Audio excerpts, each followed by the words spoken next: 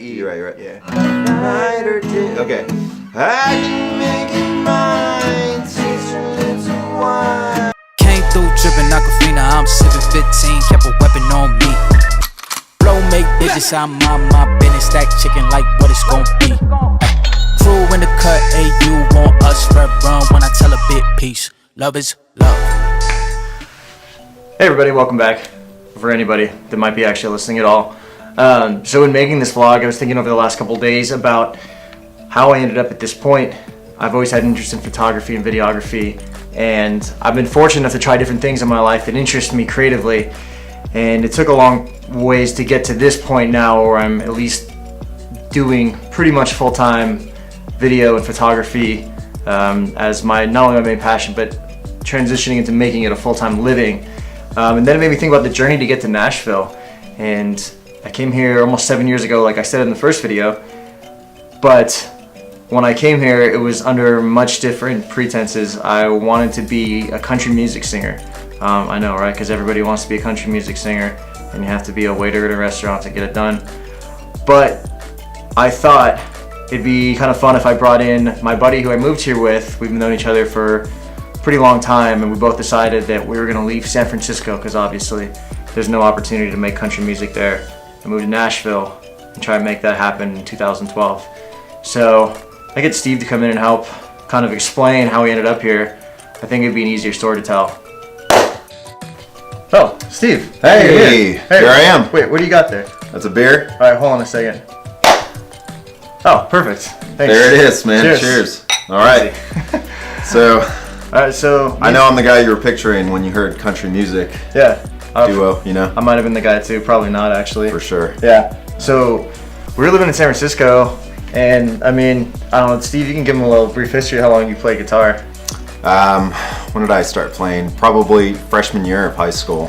My brothers were all into classic rock, and they would play Guns N' Roses and, you know, anything from that to, like, they played a lot of country music too, and, you know, John Cougar Mellencamp, and it was all these weird transitions. So I always thought it was cool they listened to it, but then I just wanted to play it. Like, I wanted to be able to play some of this stuff, and I started taking lessons, and a couple of my buddies played too. So I was fully into classic rock once I actually started playing, and I really respected, like, I thought I was Slash for a few years there. Just like, I wanted to learn every single Guns N' Roses song in the catalog.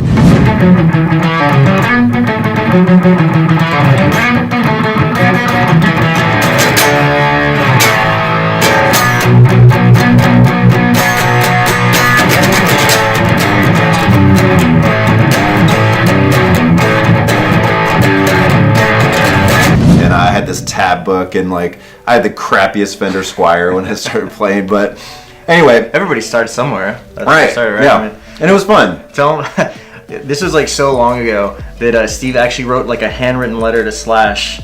At the time, how old were you when you did that? I remember because you had it framed in your room. I did. I still have it. It's not hanging up, but I have it somewhere. You're in your wife's bedroom. It's above the bed. It's the only thing they have on the walls. I was in high school. At some point in high school, you know, I wanted to like play guitar, and because, you know, you're like 19. It's like there's girls, and I mean, playing an instrument is something that could maybe just like, in general, set you apart. And I think my interest grew in it more than just wanting to play for girls. But I mean, obviously, like anybody, you know, in high school plays, that's gonna be an element of why you do it.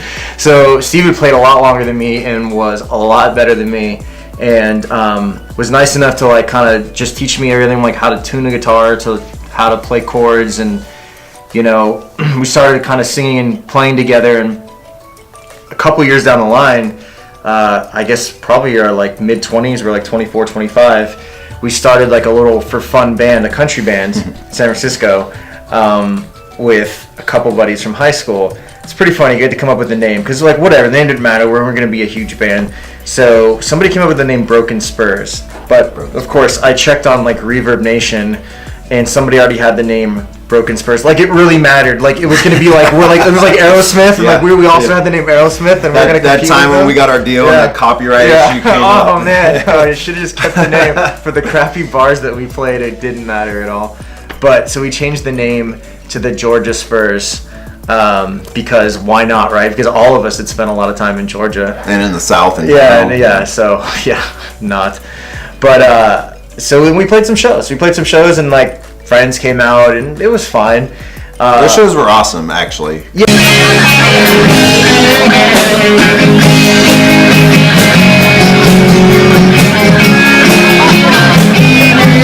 I drove my daddy's truck off the Dixonville curb after drinking my fifth beer. And I fit home trying to pay him all close to my senior year. I got my jaw jammed by a big old boy messing around with his girlfriend. She was tall and tiny and kissed just right, and I'll never do that again.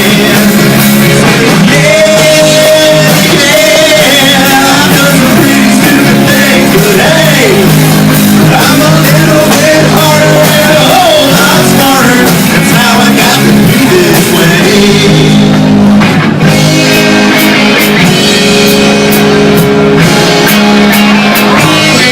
Yes. All of our friends would come out, and it looked like we were really cool and like really well known. And these bartenders and like owners would be like, "Who are these guys?"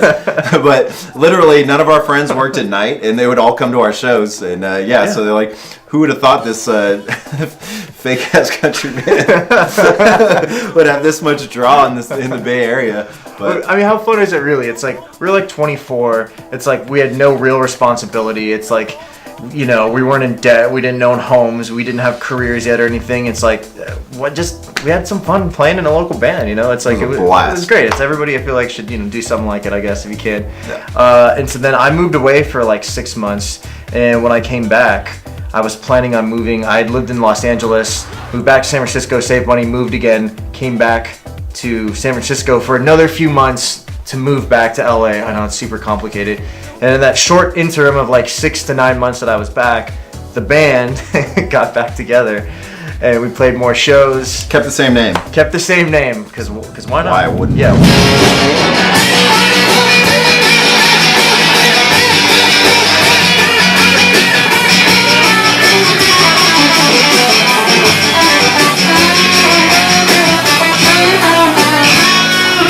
Why change it? We'd come so far in our career, like it would have been detrimental to change our name and our huge fan base. It's like changing your cell phone number after 10 years. I mean, everybody has that number. Yeah. So we kept the name, and then somewhere along the way, I don't know. I guess I kind of had the idea, like, let's move to Nashville and just like give this a shot.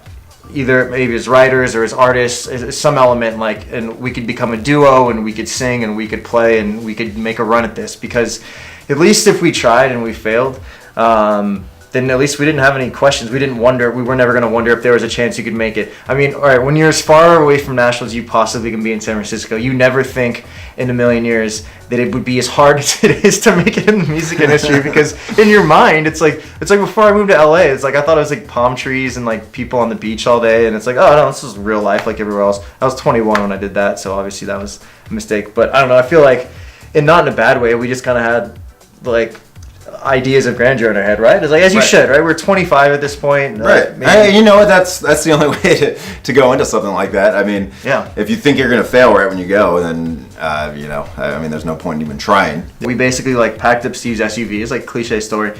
We fit what we could bring with us, which was, like, some essential clothes, like an end table, some guitars. My bike. Yeah, somehow I took my bike apart and fit it in there. We had just like a white SUV. What was it? Just like a GMC? Yeah. Yeah.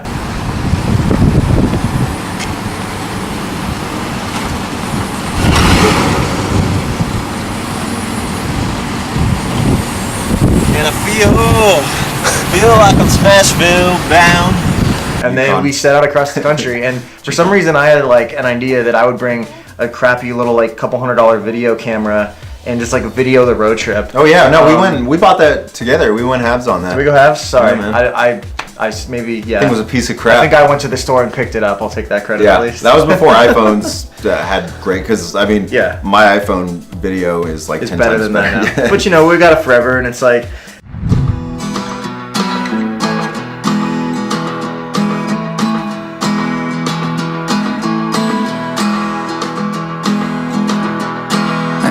want to, I'll get you flowers waiting around the bend. Baby, let's just pretend. I wanna stay like this forever. Wanna stay right here with you. Wanna stay right here with you. As the rest we fall until it all breaks down. But I need it so I will stay around when you're all messed up. It's a great relief to be understood. It's a shame still waters run deep.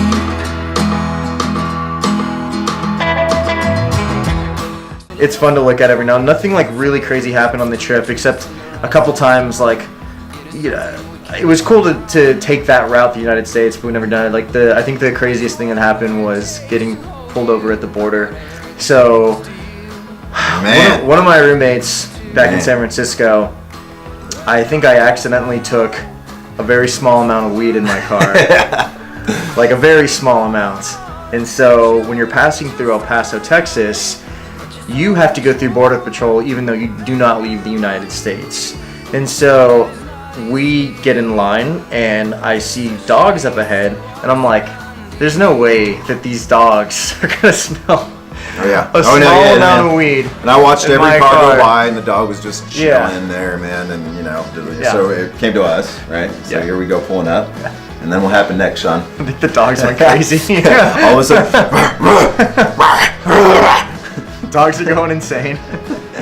And they ask us if we have anything, and of course, what's the first instinct? You lie to the police, like you don't want to get in trouble. Of course not. We don't have anything. No way. Come on, we're harmless. Absolutely not. We're moving to Nashville, the country music singers. Yes. And so at that point, they basically remove us from the car and then remove everything from the car piece by piece. Oh my gosh. Like we had Tetris all the stuff in the back of Steve's SUV. Like everything took us, I don't know, it took a while, like 20, 30 minutes. It was heartbreaking. We were sitting inside the office here and looking behind us through the glass, watching them take everything out of this. It took us like 2 or 3 days to put this all in there. Yeah. So these officers finally find the weed. And I mean, no, it's such a minuscule amount. They're like, all right, we don't want to waste the time with these jokers who clearly have a small amount of weed and they're not dealers or we're not like running drugs across the border or whatever. We didn't work for El Chapo or anything like that. Although I may have looked like it at the time. Yeah, that probably didn't Or maybe help. I still do, I don't know. Good. So the cops take us out by the back of the SUV and they're like, all right, here's the deal. We found your weed.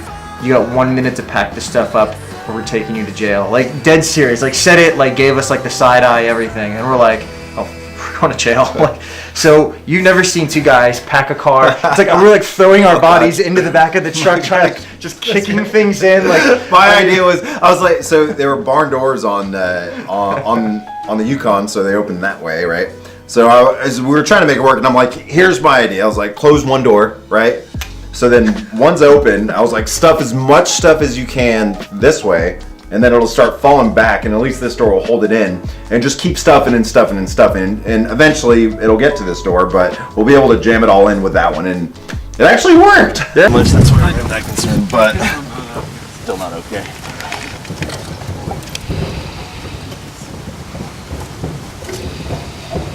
It worked, and we sped out of there like, and I'm sure these cops had a great laugh. They're like, yeah, they're just laughing their asses off watching these two guys scared for their life, not wanting to go to prison in El Paso for a gram of weed, and we speed out it.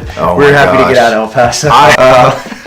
So we finally get into Nashville.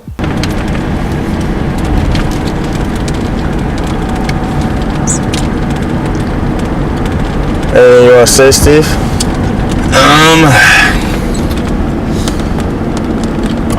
Week and 2 days, and here we are. Very accomplished. Nothing went too bad, except for the whole getting sick last night. And there it is. A lot bigger than I thought it'd be. That's what she said. So after all that, we gave it a run for a couple years. Like we had made like a small EP. We had tried to play out at bars around downtown. We even went on a little mini tour and we played in like Louisville and we played in Cincinnati. All right, so we give it a run for a couple years, and I think maybe within like the same year, we both kind of hit the point where I thought we were like up against something that was a lot bigger than us, and at the same time, I think maybe we had just lost interest in it, maybe trying to pursue as a career. I know for me, the point it kind of hit when I had seen some guys like in their 40s, and they're on the road like over 200 days a year, and they had like a wife and kids at home, and they were just like struggling to provide for their family, and they're gone all the time. And I was like, God, this is going to be like a tough life unless like you were really, and it's not a knock on anybody who's doing, because they're guys that are way more committed to and way more passionate and talented than I ever was, and are doing it and love it. And I commend you. Like it wasn't for me, and I just finally kind of came to that point and realized there's a life that I wasn't going to be able to like fulfill. But no regrets doing it. Got me to Nashville. Absolutely no regrets. And we're adults now. Like I'm 33, Steve's 32. Steve just got married a few months ago. 32. Congratulations. 28. Okay. Sorry, he's 28. Crazy, I didn't know that. All right, 32. Just got married. Thank you. Yeah, I'll take congratulations. Got a great life, and yeah, it all was because we tried to become country musicians. Time, night or day. Wait, Day, that was my bad. okay, wait. What does it say? I can make you mine. Teach you lips so I dream when I want you. In my arms when I want you. In all your charm whenever I want you. All I have to do is dream. Dream, dream, dream, dream. Dream, dream, dream. Silver wings lining in the sun. Jesus, that was my bad. Been a while. Yeah, I know, it's been a long time. Anywhere, West Virginia, baby, I don't